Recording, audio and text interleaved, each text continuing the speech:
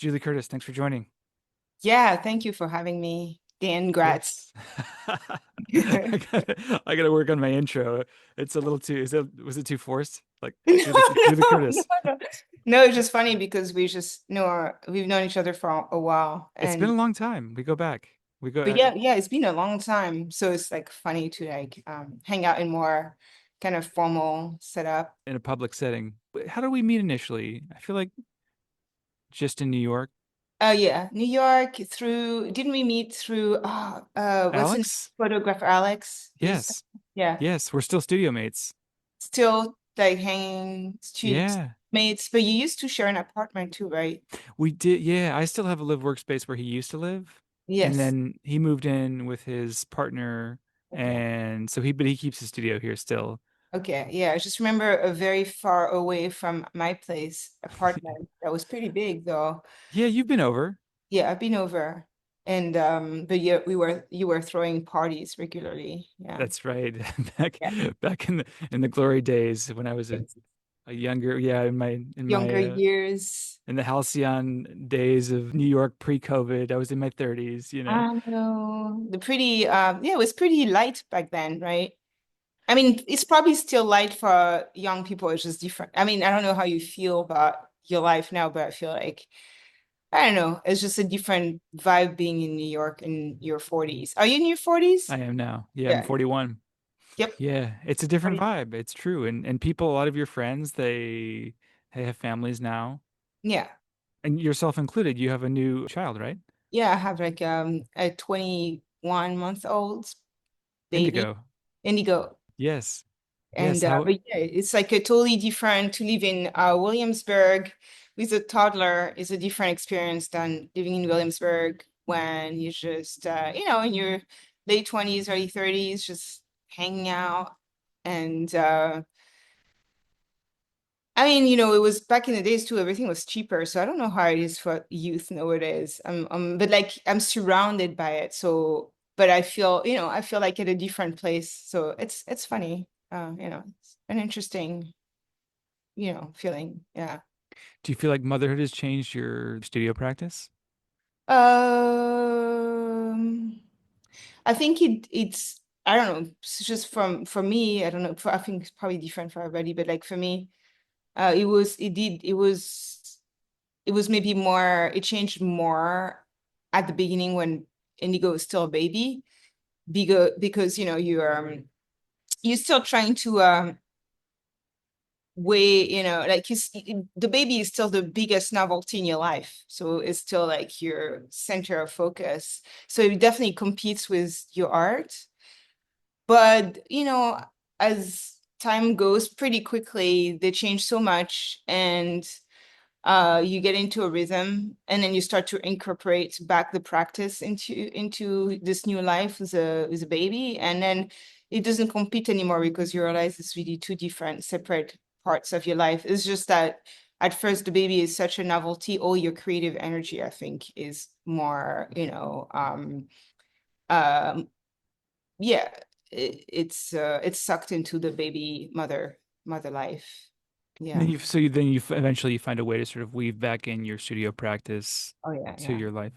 As you get like childcare and more time for yourself. So, still at the beginning, you're like, why am I in the studio right now? Like, you're still conflicted about, spending more time with the baby. But as time passes, you're just like, okay, this is my job. It's also, my livelihood. And it's just, this is important. It just doesn't compete in the same way anymore. And you don't even ask yourself the question. I'm sure for people, it's like different at every stage. But for me, it was like that. Yeah. So all the while you'd been making shows, you had a show pretty recently in Paris, right? Yeah, I just showed in Paris in April 2024. Hold on, what year? No, 2025. And I'm gonna have a show in Seoul in November. It's the opening is November 4th, 2025. So two shows this year because I had no show in 2024 when I gave birth. I kind of had to, obviously slow down a little bit. So then I'm making up for lost time a little bit now. So it's been pretty intense. Yeah.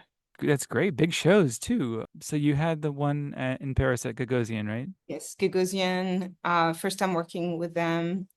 And now I'm, YQ in Korea, so I know YQ pretty well.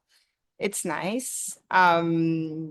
To, like, yeah. And then in 1 year should be again Gagosian in New York, which is the That's now great. to like, I'm starting to like, okay, I need to, I guess all shows for artists, I don't know for you, but all shows in New York, since we live in New York, are have higher stakes, I think, right? Because the whole community is gonna be here. And then showing it with a bigger gallery, you feel like you definitely should not fuck it up, That's a lot of pressure. Yeah, it feels more Yeah. like more pressure, but at the same time, you can't think about that when you're making the work. It's just if you start thinking like that, then it's not a very good it's yeah, it's not, I don't think it's a very good influence on your practice. It So gets too tight. you just need to not think about necessarily the context and just focus on the work. I mean, that's what I'm going to try to do, and I'll do my best, and that's the way it is. Do you have strategies for tuning out the rest of the world and just focusing on your work? um I don't have strategies because I've never been too bad at doing it. I think maybe it's it comes from like having had an art practice for a long time before showing. So I've been in the studio a lot, and I have this very private, personal relationship to the work, which I hope most artists have. So pretty much when I come in my studio, it's me and the work. It's still, it doesn't matter if I'm having a show with Anton Kern or IQ, Gagosian, or 106 Green when they were open, I remember that show. Yeah, That was an that awesome was show. that was my first show and so it doesn't matter, you just it's the same struggle a little bit, but it's just also the same kind of intimate relationship, So basically, your relationship with your work has remained constant, and that's all external stuff, where you're showing, the context of the show. Yeah, I mean, more or less, like for instance, for Seoul, I knew, well, okay, so after I gave birth, I had two very different, distinct body of works.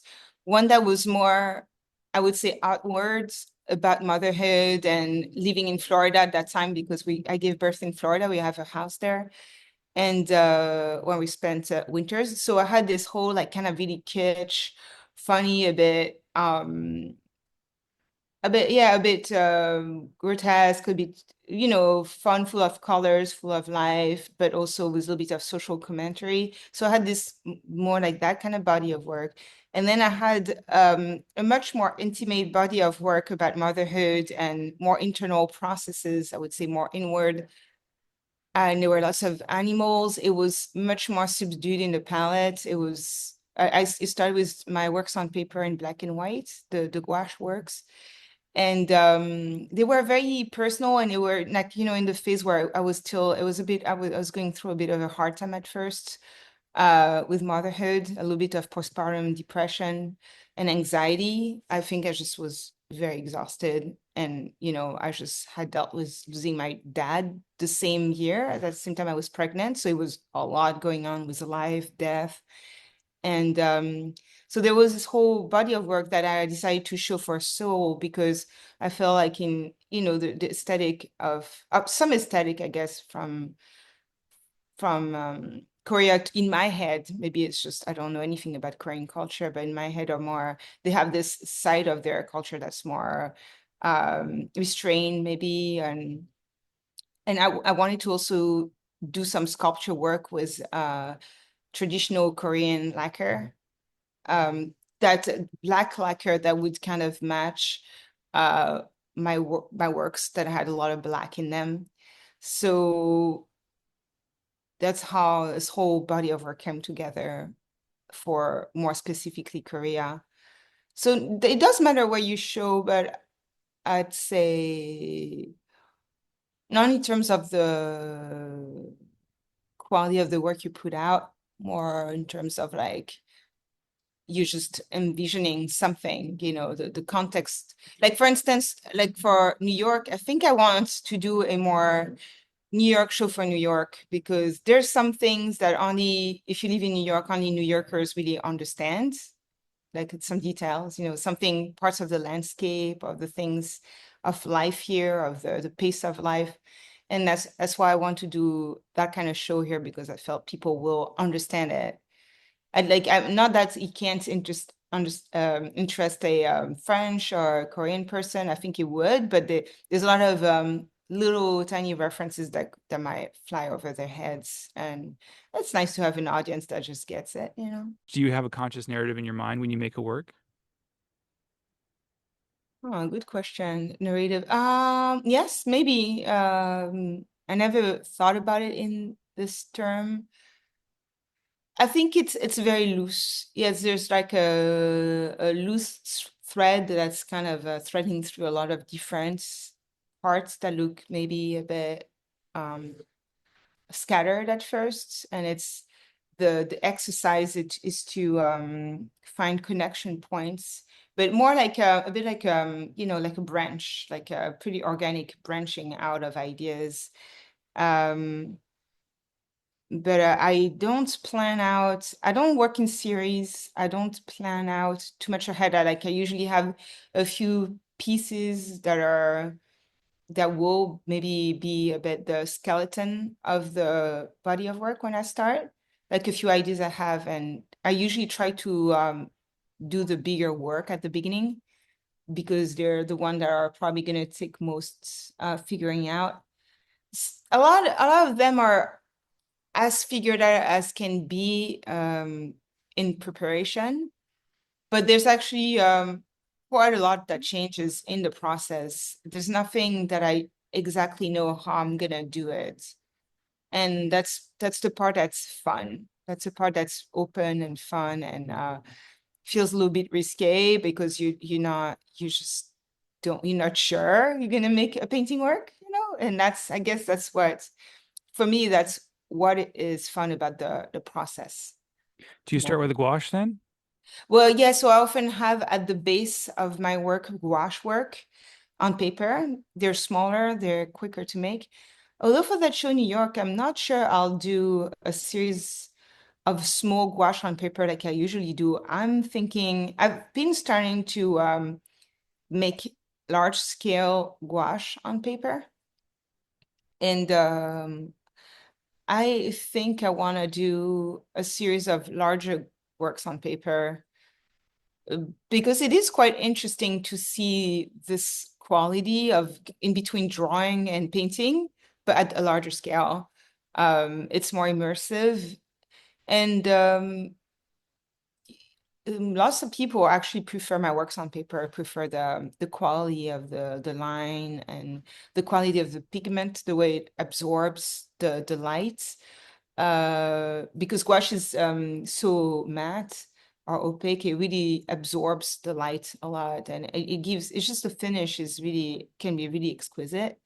And I can't really translate that on canvas with acrylic or oil. It's just a completely different medium, so you don't get the same kind of atmosphere and finish and practice. Yeah, the medium really dictates the process. So when you make a bigger canvas, it's oil and acrylic?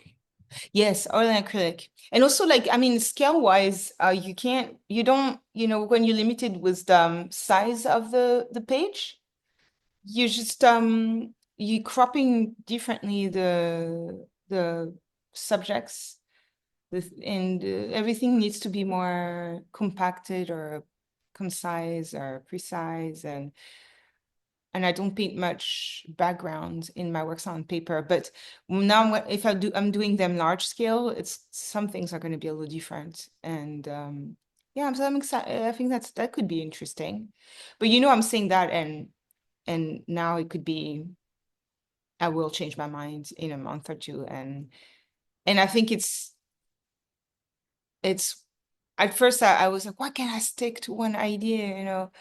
but because right now the idea is like New York. So the narrator would be New York.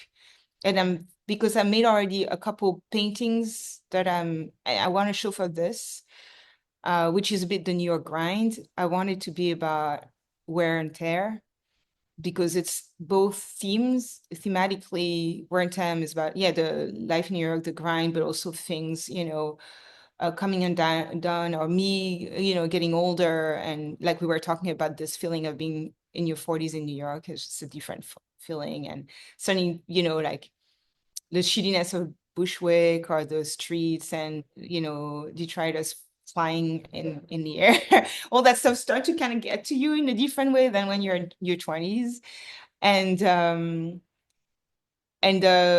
yeah, and so there's that, and yeah, just the fact that the body is coming apart and just the material world kind of rotting, or things becoming, chaotic, things, devolution of things is it, because, we are at the age where we kind of peaking, and I think now we're going to start regressing. So I find it just interesting. Uh, and I think it's so New York too. And so I get both a theme and also a way of kind of rendering things. How do you yeah, how do you formally kind of translate that wear and tear and the aging of things, and anyway, yeah. How might that narrative become a part of the way you're working, Mhm. a part of the process? Yeah, part of what I'm selecting, because I often have a lot of ideas and I write them down, but still you want to feel like you have a little bit of like I said, a thread, a narrative, and that will help me select a bit uh which works, or what do I focus on, and a little bit like exploring a little idea, but very loosely, and allowing myself to really um go on tangents. I think the tangents are really nice because they create a bit the unexpected, rather than, presenting in a show some kind of like dissertation about a theme, which I think it's so boring. It's just like, you just present its life, it's like this is life right now. And sometimes you don't expect it. You don't and that's what New York is about too. It's like what keeps you in is that there's still this like elements of surprise and weird collusions of of things, and that make you go, huh, but like you don't always have that, like spending time in the French countryside, or in that's where we spent some time. It was a year, In or in Burgundy, right? Florida, in the suburbs, yeah, in Burgundy, yeah. When you spend time in in French countryside, or in Florida, in the more suburban environment, you have less of that kind of like less of those jarring moments of like high and lows and high contrasts that you can get in New York. It's a Yeah, very extreme place. it's extreme place. Yeah. It is, but there's a lot of beauty in that. And but that being said, I completely agree that when you get to be in your 40s, it gets a little harder to Well, yeah, navigate and that. especially you feel like, okay, I'm doing well, like, I'm making money now. I have this, I'm not like living day to day in my butt, but still, like, a rich person in New York is still like an average person. You can Yeah. still make be it's like you can not, you still do not afford, like, an apartment, or like, it's crazy. Did you Um, watch that Pretend It's a City on Netflix with Fran Lebowitz? what's it? No, we don't have. What is it? It's really good. It's a Martin Scorsese limited series, I guess you call it or whatever, about Fran Lebowitz. She is a well-known writer, Huh? literary critic, and so forth. And she was saying that nobody can afford to live in New York, Yeah, no one can, and but everybody wants to live in New York. but people do anyway. Yeah, people do it anywhere, and they find a way. And it's really silly. Did you watch, what is it again? My, is it My Dinner with Andre? No, it's not that.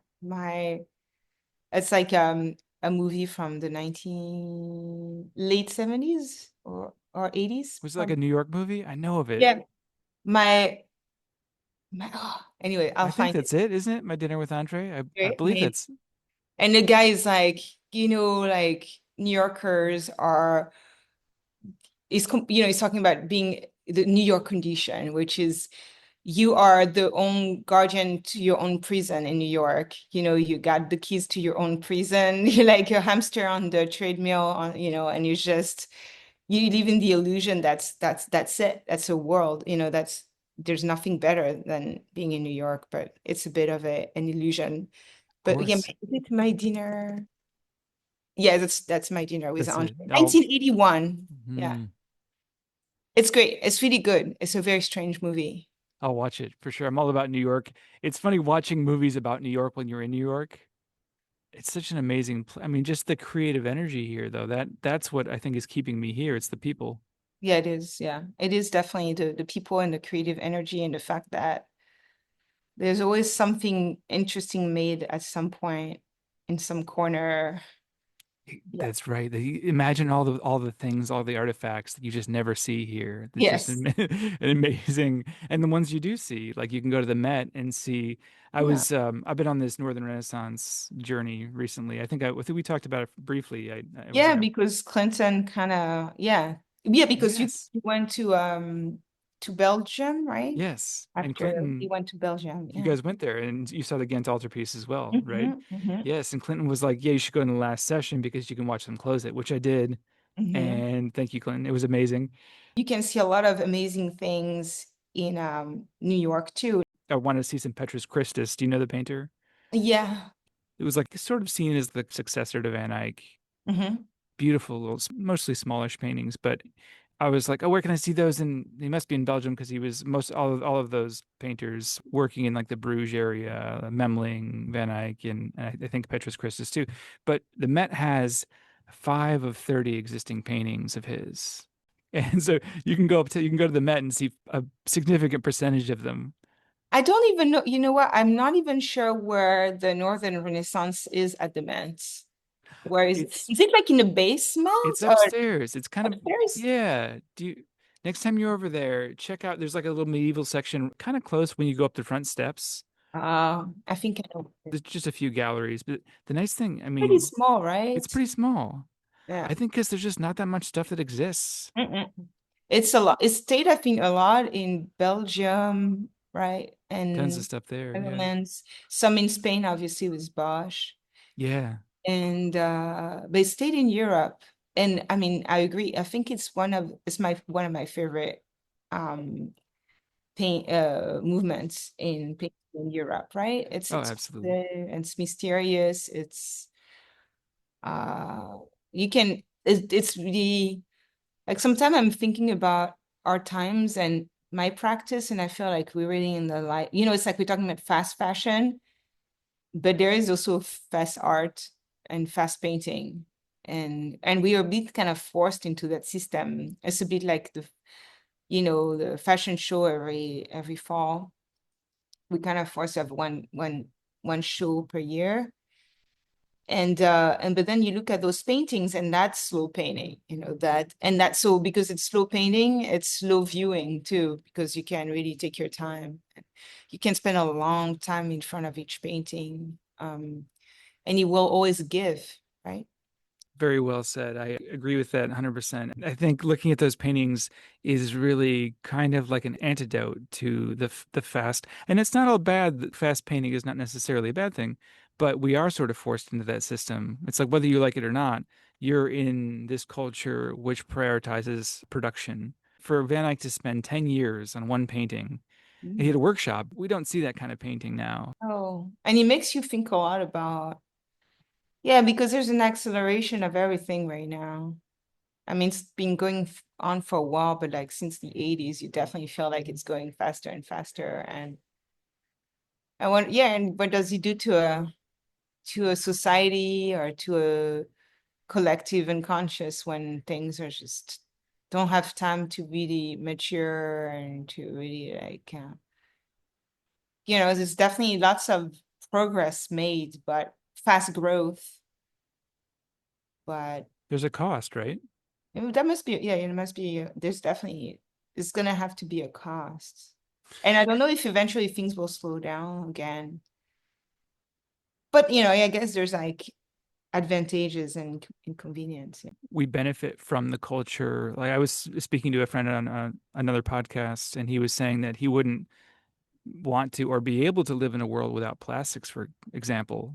And there's this whole, which if you Without plastic? without plastic, yeah. That's scary. He said, And I can't live in a world without plastic. That's what he said. yeah, he was saying it was because it would be impossible. Our whole way of life is dependent upon these systems, which Mhm. are kind of insane, of course, but at the same time, it affords us this convenience and ease. And think about all the packaging. And I've been very aware of microplastics in foods could lead to some damaging. Yeah, you see your endocrinal Yes, system or something. Sorry. yes, yes, and it could, yeah, and it's everywhere and all the foods and everything. But how are you going to get? How are you gonna get it out? Yeah. Yeah, yeah, It's it's like, and the plastics are leaching. It's not even like they stay in the environment and break down into microplastic that's in the ocean that the fish eat, and it starts to sip sip into everything in the food supply, the food chain, but also it leaches all these chemicals when you heat it up, so the way we eat, like with all that takeout culture. And that's something I'm trying to just not do anymore. I try not to do takeout as much. Like I just eat at the restaurant in a plate. I yeah. don't eating with plastic cutlery anymore. Same. But then just also the bottles of water. We just constantly like buying bottles of water, and there's no water fountain anymore. There's no yeah, I don't know if those things are reversible, because even I think back in the days we had the illusion that we could recycle stuff, and I think there've been a lot of it's been exposed that the recycling system is definitely not efficient. It's not what we thought it was, and a lot of stuff just still end up in the dump Yeah, uh, or in the ocean. or in the ocean. Yeah, all And those plastics. so even like you can't even like put thing and try recycling them and having good conscience about it. Now it's like you're like, yeah. And some people are good at it. Some people are good at bringing their water bottle. They're good at bringing you know, their forks and stuff. Some people are good at it. And I guess we all it's like living in this world now. It's a good thing to be more aware, but it's also like kind of exhausting for them. I know. It's an Yeah, exhausting I society. know. This society is exhausting. We were talking about password with my friend the other day, or like not only password, but like all this new problematic around, saving, even like now we have too much stuff and we don't know where to put our stuff, and we're throwing so much stuff, and now we also abstractly on the abstract plane have too much data, and we don't know where to put our data, and then we need to Yes. buy more iCloud space storage, and now need to buy more like Gmail storage, and then and our photos are too heavy, and then it's like We're just oversaturated. we're But oversaturated. I think you can utilize it. Like I look at your work and I think it's a really nice balance of slow and fast. I Mhm. think one can navigate these systems in the world without sacrificing quality. Yeah, yeah. I mean, it's just we try to find solutions and balance if we care about those topics, right? It's like we trying to negotiate a way to live around in this world, but I don't know if any of those solutions are really like make really an impact or not. But yeah, it's also another aspect of our lives.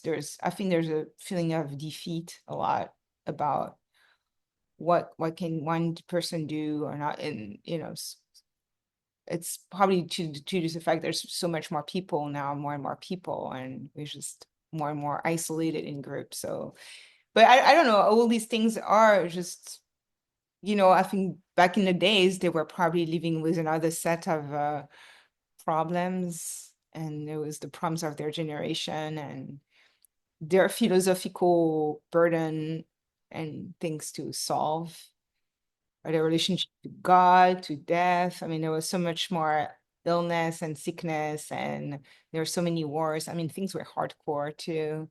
Be in the Middle Ages, we would be elderly They already. would be like, okay, gotta get ready to die now. Yeah. I don't even know that. I don't even know what was the life expectancy. I don't know if people really knew. I think it was pretty low, compared to now, especially.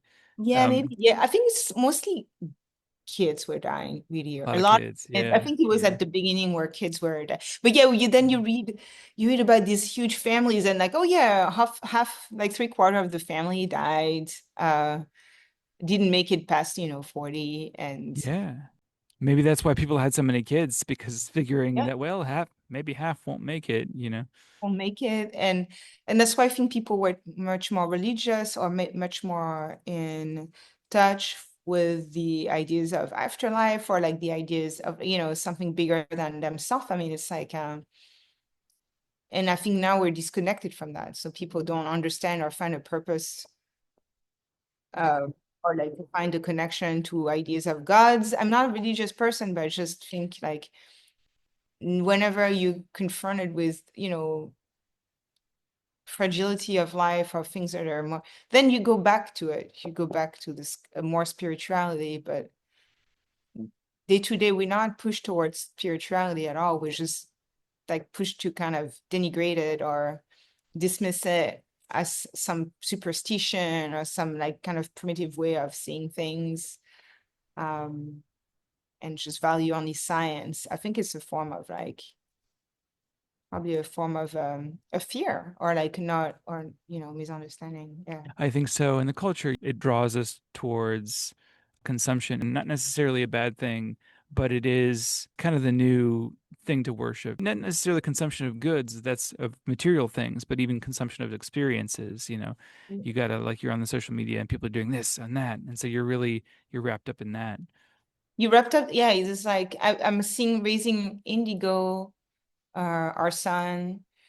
It's like you kind of have to navigate. It's like kind of like an exercise in understanding, okay, what are your values and what are you going to try to share and pass down, and you don't want to, you don't want to be against the culture you live in. I mean, there's definitely, I'm all for entertainment and fun, but it's also like sometimes you wonder, um, especially, I don't know how you grew up, but I feel like we grew up in a much more empty kind of environment or schedule where our lives weren't always packed, and we had time for dreaming or daydreaming or like again, it was slow culture, maybe a little more when I was a kid, and and not trying to pack kids' schedule with stuff. Although I did a lot of stuff, but like like because when you consume, in a way, you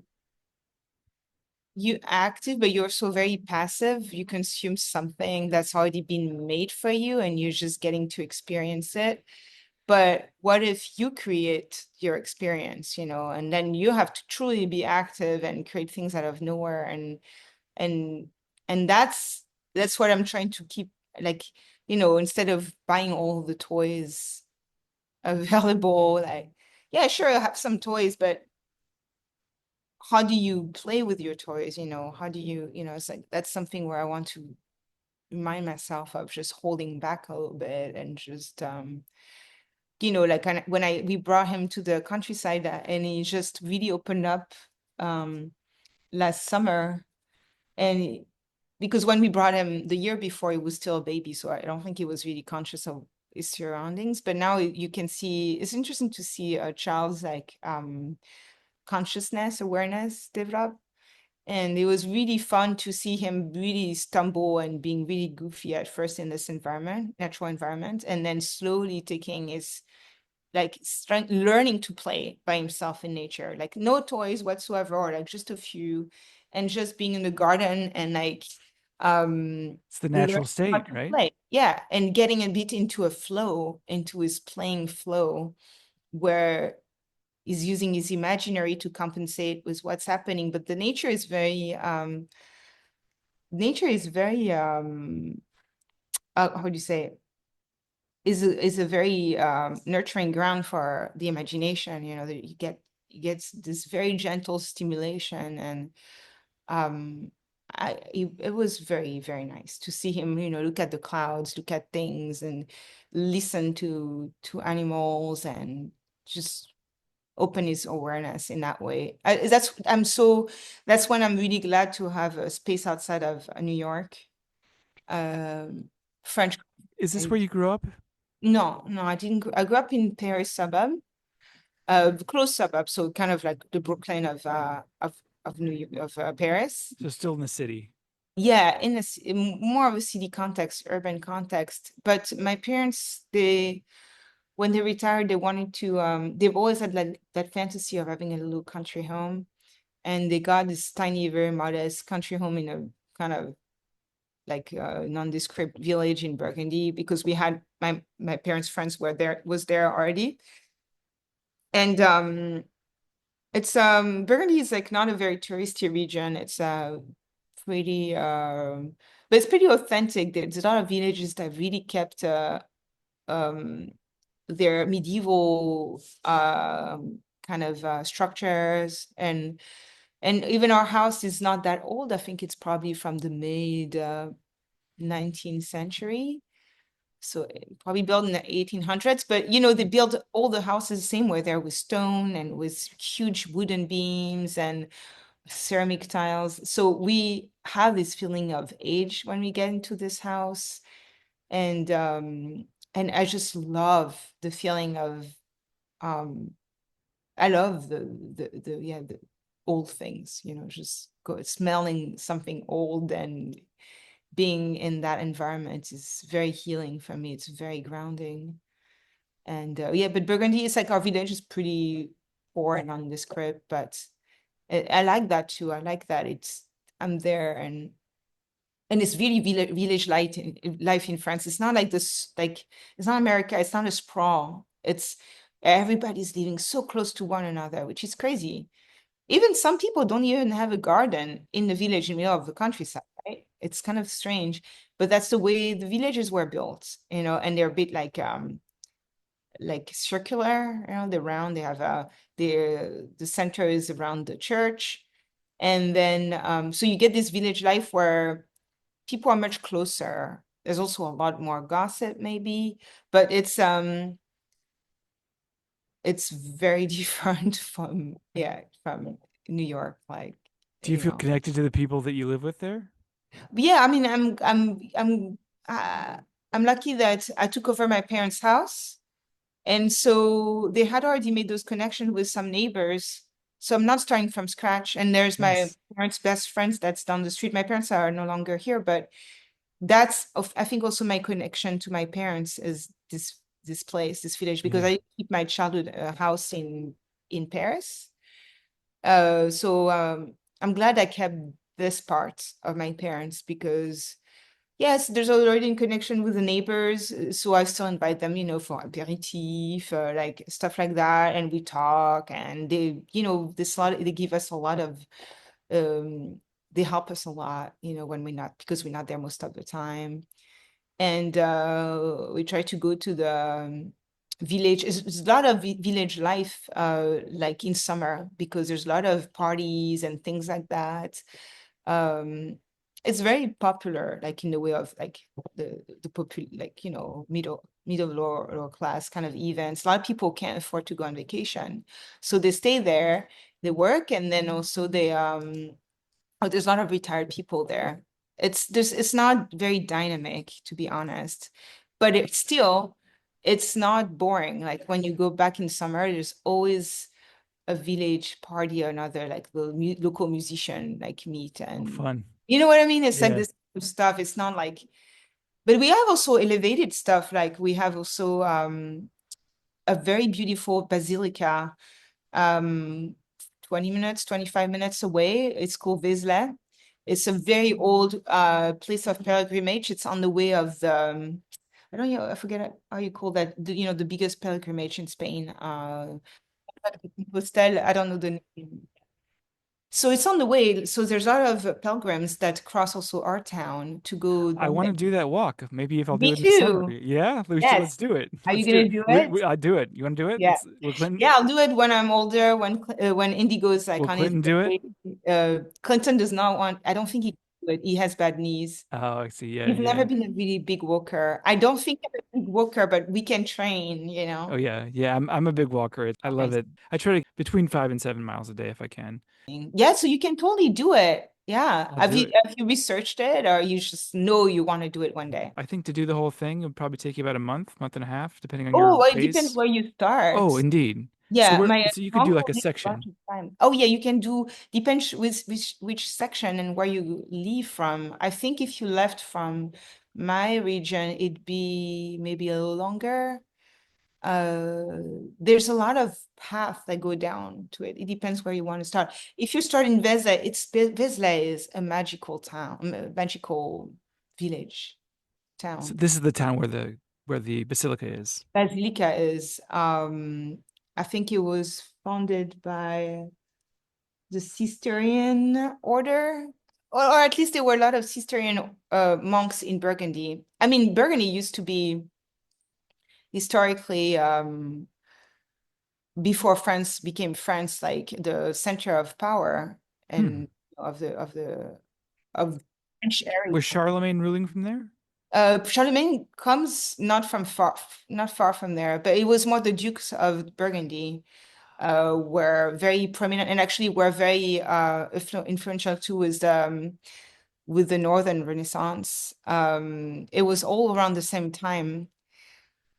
I Yeah. think one of the Burgundian dukes sponsored the Ghent altarpiece, Yeah. right? It's a lot. I mean, I don't know about the Ghent. I forget. I mean, there's so much history, and I'm terrible at remembering things. But they, the borders kept changing. So I think Belgium and Burgundy were yeah, I think it changed. It changed. It passed hands a few times.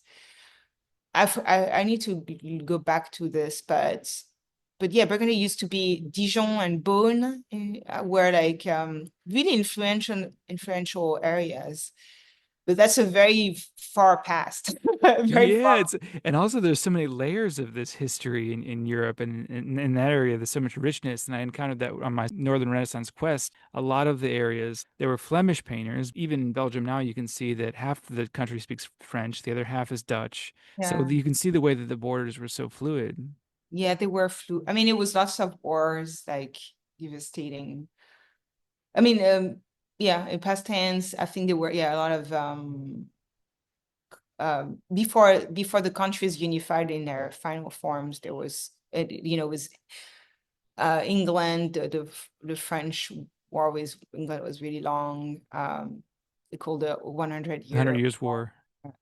And but I think Burgundy actually got along with the British So they because sided with the British during it that was war. one of the duke that was actually more peaceful and a very good businessman. And I think he had signed a separate pact with England to not be at war. So I mean, it's very complex. I've listened to some of the podcast, but then I already forgot the fact. So, there's But so much going on. you do it's interesting. That's what I enjoy when I'm in France. It's like you go to a town and you see all this amazing, like, for instance, we looked at so many churches with have amazing stained glass. And then you realize a lot of the stained glass are not very far from Burgundy. It's up there in more like the Champagne region that is just above. And I mean, this is where my family is a bit from, Champagne, Ardennes. Hmm. This is the east of France. And my grandma, my grandparents, and my mother, they're almost like Belge, essentially. Like our town was so close to Belgium. Um, but yeah, anyways, I don't know. This is a part of me, I guess. Yes, it is indeed. And so you always painting and drawing when you were growing up as a kid? Yeah, always because I was only child. So I guess I had lots of time by myself and for myself, and I was very bored.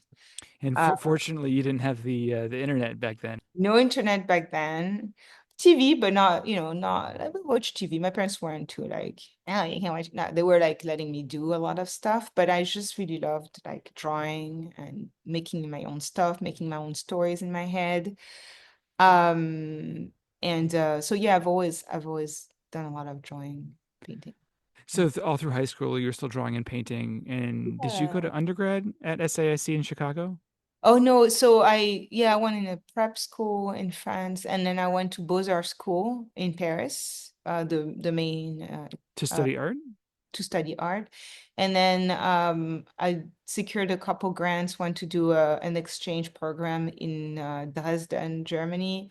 And then the later one I got LVMH grant to study abroad, and I picked Chicago. Initially I wanted New York, but it's such a popular destination. It was already the all the available spots were taken. So I went to SAIC because I had heard about the scene, kind of this kind of special scene in Chicago, the Chicago Imagists. Um, and that's how I met Clinton King, my He was in husband. grad school, right? He was in grad At school. He the just Art had Institute. graduated, but I just went there as an exchange student for the undergrad program. So we never really studied together, but we had a lot of friends. We had some friends in common. Yeah. So do you encounter the Chicago Images there? Or And you knew about them and first? like an idiot, I went there because I was like, I know there's like this weird scene that's a bit different. And then I got there and I forgot everything. I just hung out with Clinton and his friends. Well, if when you're an undergrad, your priorities are Undergrad, you just go wherever the yeah, wind blows. You're yeah. like, "Oh, I'm gonna try this and try that." And then back then also, I don't think it was necessarily very. I think in the 2010s, the Chicago images became the kind of hot again, and became inspirational for a lot of artists, me included. But that's when I was working for Cause. um Brian Donnelly was like collecting a lot of Chicago images, and that's when I saw them again. I was like, oh yeah, right, that scene. Because then also I was showing, I was working for Brian because also my style was quite graphic, comic book inspired, and he was, comic, so we already had that in common. And then he reminded me of the Chicago images, and then it was the Instagram times where I started to make a bit works that were in that same vein of inspiration. And then lots of artists started to do that too. And with Instagram, I think there was a bit of a little wave, we rode a little wave there. But that's funny that it came much later while I studied there, and I was just completely, it wasn't popular back then. That's right. Back in it wasn't popular until like like 10, 2015 or so, 2010. It yeah. was earlier. I Oh, 20, remember so I remember you were working at Cause around the early 20 teens. yeah, 20 teens, yeah. 20 Yeah. teens. Yeah. Yes. I remember seeing your work in a show early on. It was like 2016 or something like that. Yeah. And being immediately struck by it, just like Oh, who it really? was if it was like the back of a person's head, a woman's head and the hair Uh-huh. and just it was a little painting. I don't know if you remember it. It was in one of Yeah. those. Where was it? Do you remember Peter Schenk put on those shows? Yeah, yeah, yeah. Yes, it was the Peter Shank show. Yes. Yeah, I can't remember what they were called. It was like a big studio show. Yes, big studio show. That was Yeah, fun, right? It was that's fun when awesome. doing our own thing. We are like, yeah. You just like New York made you feel like you could do, it was okay. You could do anything. Like it's it doesn't matter if it kind of sucks sometimes. It doesn't matter. It's just as long as you're doing something and you believe in it and people are really appreciative of it. That's right. And anything is possible when you're in your Yeah. 30s or your early 30s in New York, just trying to quote make it as an artist, you really there's a real sense of possibility there. Yeah. That's really special to New York. Like I'm from Paris. It's not the same. We don't have that same energy. What's it like in Paris? I think it's I mean, there's definitely pockets of people trying to do that. I'm not saying no one's doing it. Pockets of people doing that. There's definitely stuff going on. I just think the arts, the way people apprehend art is a bit different in France. It's much more, especially because of schools, maybe it's much more academic or much more theoretical. Like there's a lot more, yeah, there's a lot more emphasis on theory at school. Like almost everything you do has some kind of form of explanation or some form of base into theory. But then there's also, there's a lot of artists who are also, painters or whatever, they do something that's just really based into a um, formal practice. But I still think that maybe because we have a long history of art, I don't know what it is, but and then there was a lot of institutional art and a lot of there's a lot of museums and institutions and cultural centers and all that stuff that purchase art and uh, certain artists or certain practices. And I think I didn't feel like I fitted very well there. I never felt like it really was my wavelength. Um, because it's not that I'm not interested in theory, it's just I don't think it's the way I'm more of an intuitive person. So the way I make work is intuitive. And I was really into very early on. I wanted to be illustrator when I was younger. And then, I was like, there's still more freedom into art. And then I was interested in graphic novels, but so I was always more interested into this more kind of graphic type of art.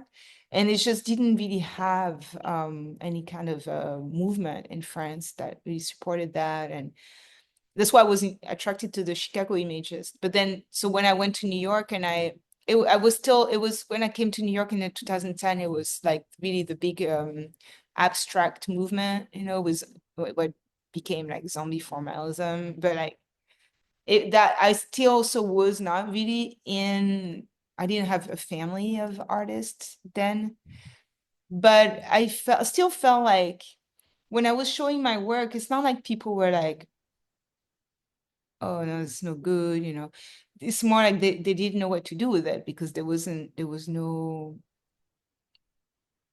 scene yet, or it wasn't really part of the conversation. But interestingly, it's just eventually it became a conversation. I think really with Instagram, I don't know why. You really had a hand in that, though. Maybe, I don't I think know. so. In my perception, I think at the time that you were making your work, this sort of more graphic, I don't want to call it a style necessarily, but approach perhaps was having more of an impact and there was more interest there. And you could see it coming up. 106 Green Show.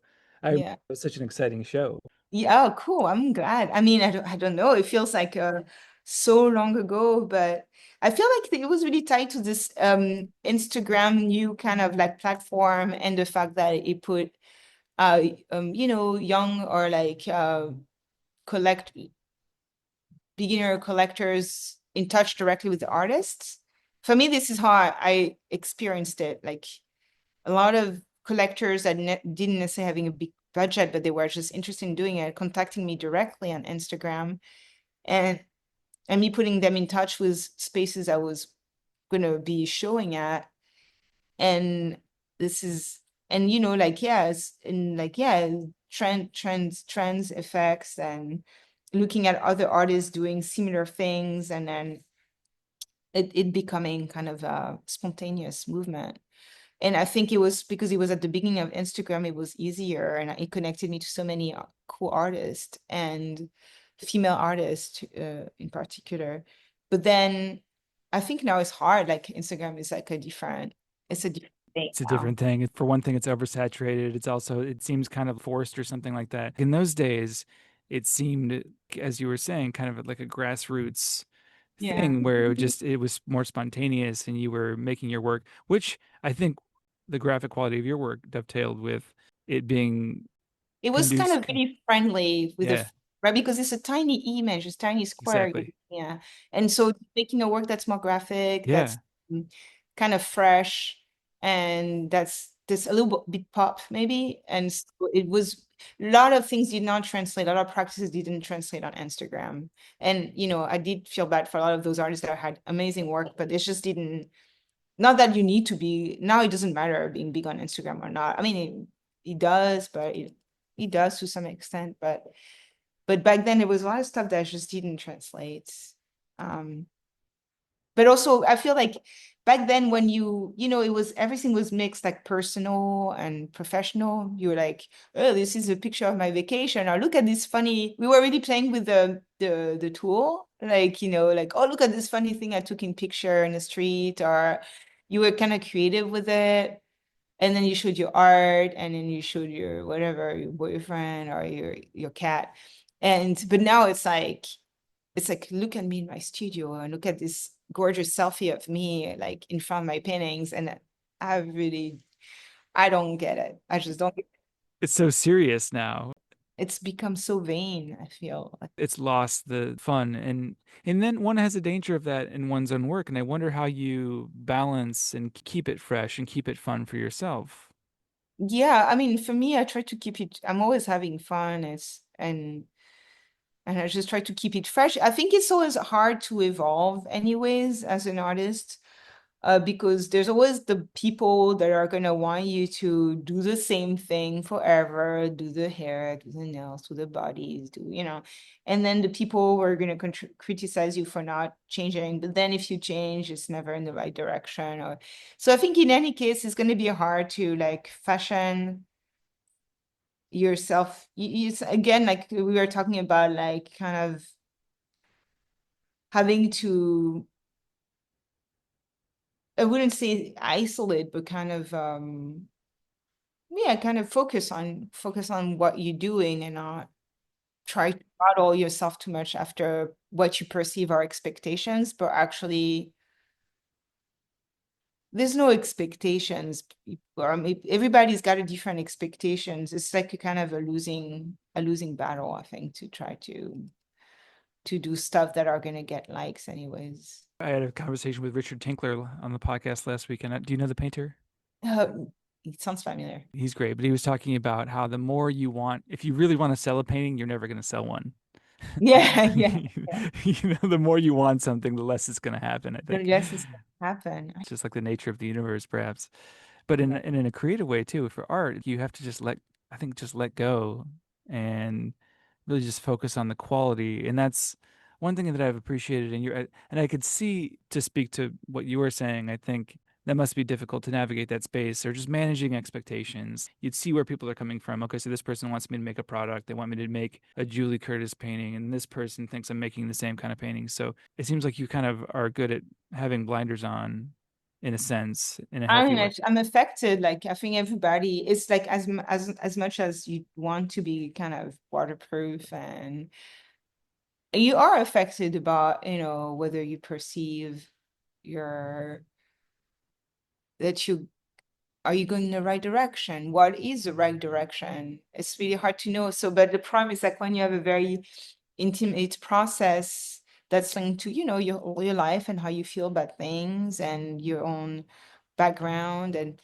then there's so much power you have over, you can change, you can make adjustments. I think it's really important to be able to make adjustment and changes, especially if you see something's not working. Maybe there is something that's blocking. Maybe there is a problem of a flow that's not working with the outside world. Maybe there's something to it.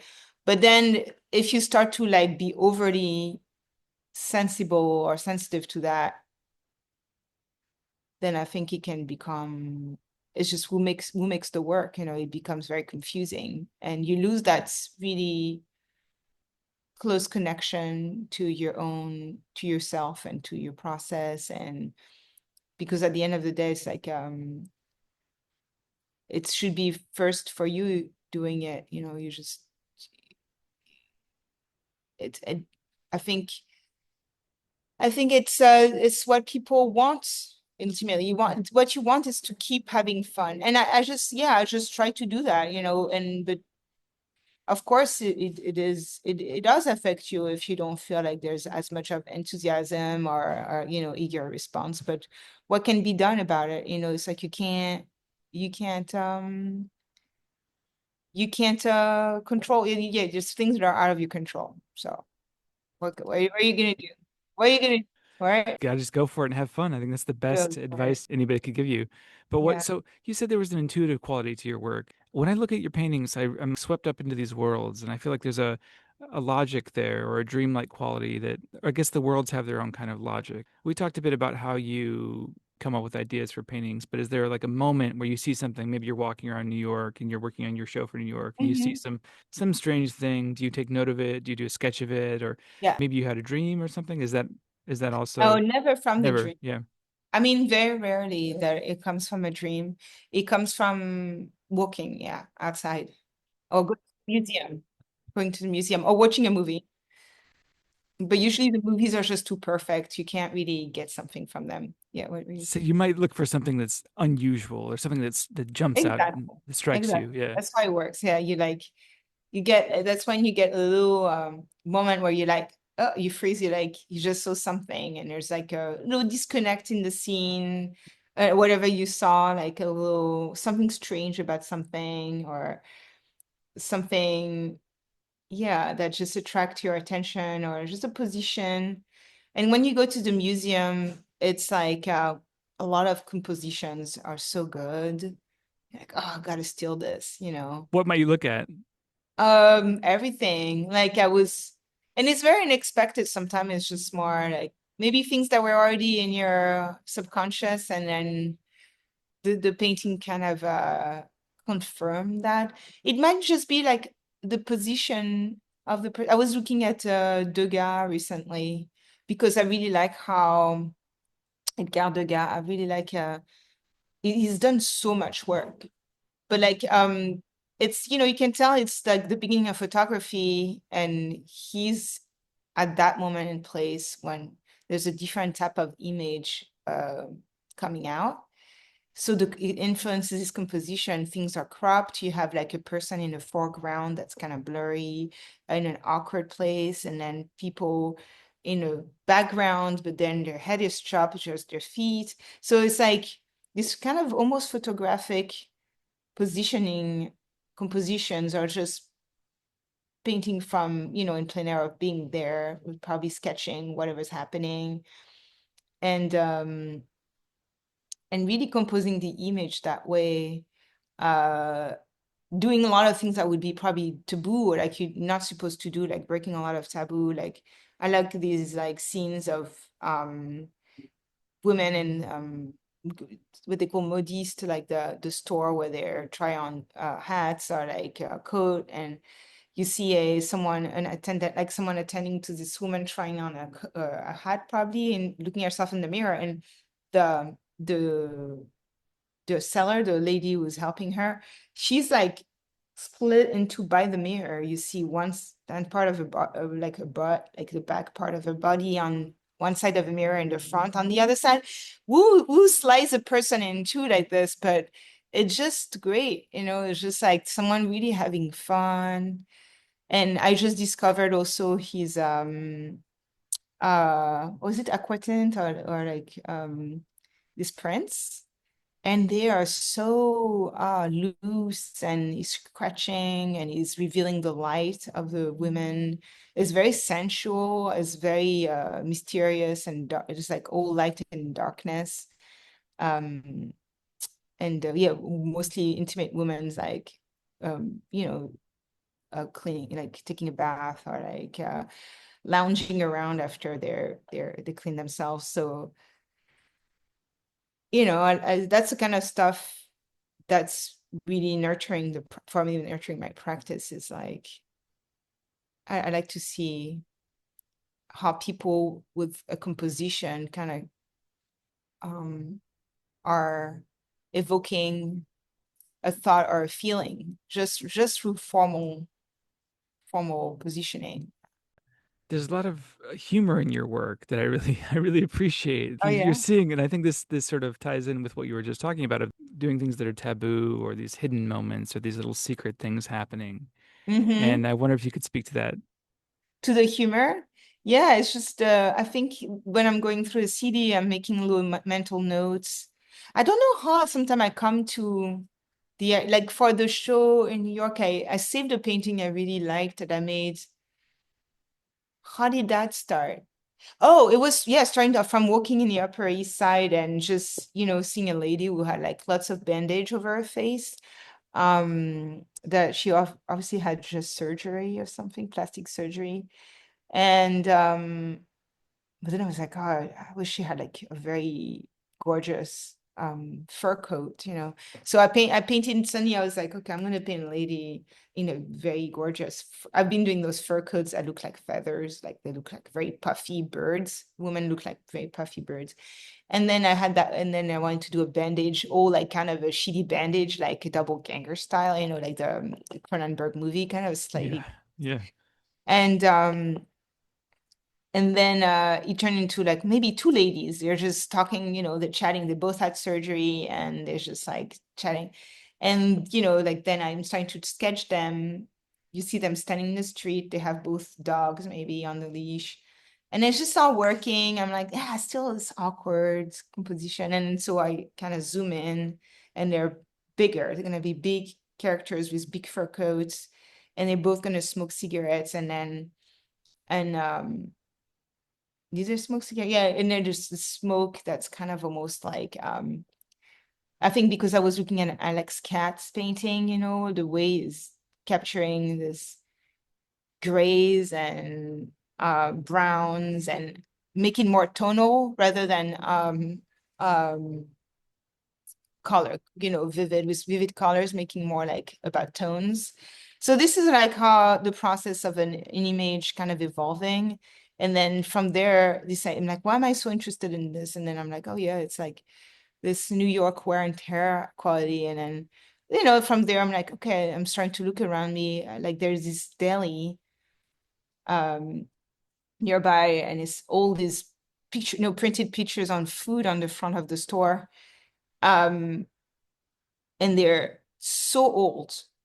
Like the food looks disgusting. It's like so unappetizing, but it's plastered with this like prints of like huge, enormous sandwiches with bacon, like cruising with oil. But the print themselves are like green and cracking, and I'm like, oh yeah, I love this. I need to paint this. So beautiful. It's so Yeah. beautiful. So I think this is like what kind of is a bit dictating the next show is this kind of like, oh yeah, I guess this is always the same themes in my work, which is this tension between, opposites, like being attractive and being repulsive. And that would be good. You could apply that to the food pictures and the ladies. You have this virtuoso, beautiful quality that you're working, but you might have the subject that is slightly Yeah. grotesque. So you get at that in the process too. Yeah, I like painting maybe low things, but like kind of elevate them Yeah. and, yeah, elevate low or like pull down it's like that kind of pop quality where I'm simplifying shapes, trying to simplify things, not show what's outside photographically. It's not really interesting. It's a bit finding in their essence. Maybe that's where the humor comes from, where it's a bit cartoonish, but like you try to find the simplify and find the essence of the things that surrounds you and kind of pick out the qualities that you want to enhance. And in that way, that's why but it's not a caricature, it's like I try not to do, I mean, you could go there, but I try not to go there because it's not exactly what it is about. I think what it's about is that awkward in-betweenness of being not neither this, neither that. It's just kind of this even though it's like the lines are clean, it's simplified image, it's easily digestible, but there's still something like, that feels slightly wrong. It went wrong, but it's not too bad. It's integrated. Somehow it found its own balance. Like it's really there's a little defect, but it won't. it's not a catastrophe. It's just life, right? That's it. Yeah. That's the perfect analogy of life. It's never like you think. It's never so bad and it's never so good. It's always somewhere in the middle. Somewhere I'm think sometimes things are terribly bad, obviously in the world. Things there's definitely higher contrast than my contrast is definitely terrible lows and terrible highs and amazing heights. But I'm from my zone of painting, I'm interested in that zone, the kind of middle zone, like The where in it's between. well, and also where things can easily flip, you know, but Ah, yeah. like switch from like into their opposites. Like again, in terms of quality or interpretations, like is it attractive or is it repulsive? Is it beautiful or is it hideous? And that's why I mix a lot my colors too. Is this a blue or a green or is this a pink or is this, is this a cool or is this a hot color? It's like finding this kind of And can you see both at once? Is it like the duck rabbit situation? Do you yeah, know? yeah, yeah, yeah. You know, is Yeah, it can it's annoying, right? yeah. With That a it, visual effect, you're like, wow, and it's just flipped on me again, like. what is it? And that maybe that's something that compels you, that keeps you there, Oh trying yeah, to figure it out. so I mean, so I don't do a lot of visual trickery like Dali but I do have these rhyming, occasionally I have those rhyming works where I'm doing two side by sides, either the diptychs or two separate works, but I like doing this kind of visual rhymes. Like there was this gouache work I made of um a hand holding a ice cream cone. And there's also next to it a hand holding a um a shell, um a very pointy um seashell.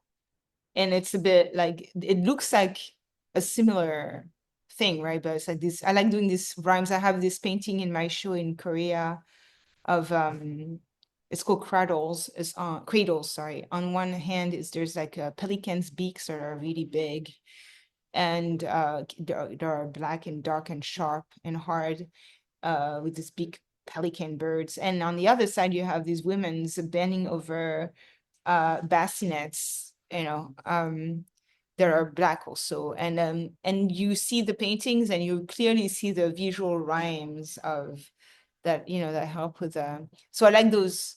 That's why we can talk about maybe a little bit of visual trickery, but I'd like to talk about of them as rhymes more, Yeah. words, like words that are not the same words, but they kind of chiming together, they kind of you know, they're singing together.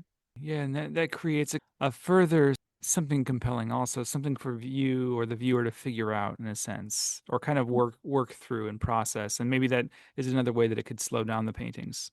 Yeah, a little bit. And I think it's also it's just purely like it's like what I like about them is like what I like about those connections is that, and I think that's for me that's what good art is when it works thematically, it works in the meaning. The meaning is important. I don't believe in. It's not like I don't believe in meaningless, like yeah, yeah, I do believe in the building of meanings. I'm not a Dada artist. Surrealism is really about like the chaos. But like I'm more into like a building of meaning. So when you see things that rhyme visually and that also mean something in relation to one another, like those beaks of birds that have, it's linked to uh what's the name of the bird that's carrying the A children? stork, Stork, or like, there's all these visual, and like also pelicans are in Christianity like linked to motherhood and the sacrifice of the Christ. There's the mother pelicans biting her chest and the blood flows from the chest and feeding the young pelicans. That's an image that comes back because it's Clinton who tells me that stuff. Otherwise, I don't know. But very strangely, like it's the pelicans because it is in Florida. It's a beautiful bird. It's a fascinating bird. I love it. And I painted like I've been painting pelicans because I was very drawn to them when I was pregnant and then when I gave birth. And at the same time, yeah, it's a symbolic bird. And so it's strange how sometimes connection made them make themselves and they're not forced. And then the bassinets that look like themselves like beaks, you know.